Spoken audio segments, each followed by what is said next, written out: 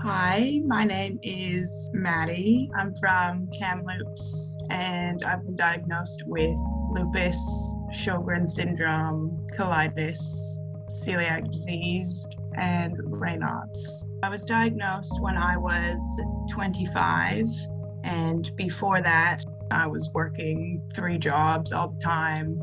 I was going to university full time. I was also traveling at any break in school or whenever I could. I was never really stopping. After I finished university, I was living in a place called Durham, and we noticed this rash that was all over me. The doctors didn't really know what this rash was. It was spreading quickly. I was getting really bad joint pain, and I was so tired. It just progressively got worse. And then one night, my fever spiked so badly that I was admitted to the hospital for some tests. But again, they didn't really come back with anything. A few weeks later is when I started to get fluid around my heart.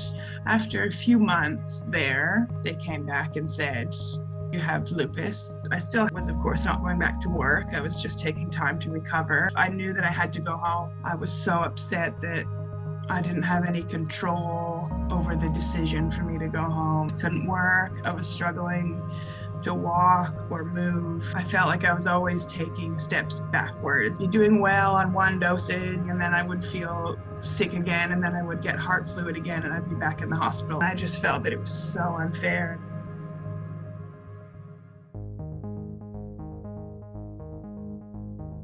And then a lady from town who I had not met previously, who also has lupus, I started meeting with her, and she had been diagnosed with autoimmune diseases when she was quite young as well.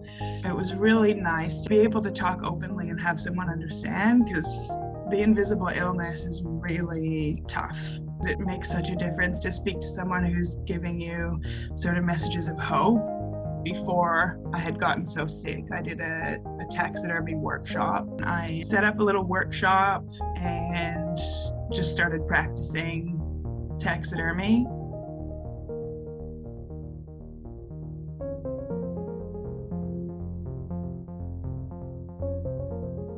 I was doing that and I was getting good at it, and I could wake up and I could feel like I had a task to do. Sort of week by week, I would add another small thing that I was able to do. I started babysitting for these cute little baby twins. So that also gave me a job and something to go and do in the day, and it made me feel good. Sort of found a sense of purpose again.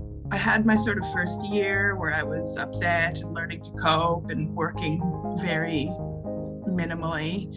And then the next year I went on a week-long trip. It went really well, and it gave me a lot of hope that I can do longer trips. And then the next year I was feeling a lot more stable. So I got a work visa for Australia. I came here and took things slowly, worked, but just at the pace that I could. I work full-time in a funeral home, which is the place I've always wanted to work. I got through the farm work that I had to do to stay in Australia. I met my boyfriend along the way in the farm work journey, and we live together now in Tasmania. We're both members of the Lupus Tasmania committee. I think the most important thing that I've taken from this is it's still possible to do what you want to do. It's just going to take patience and just small things each day. If you don't feel well, you can try it again tomorrow, and eventually it'll come together.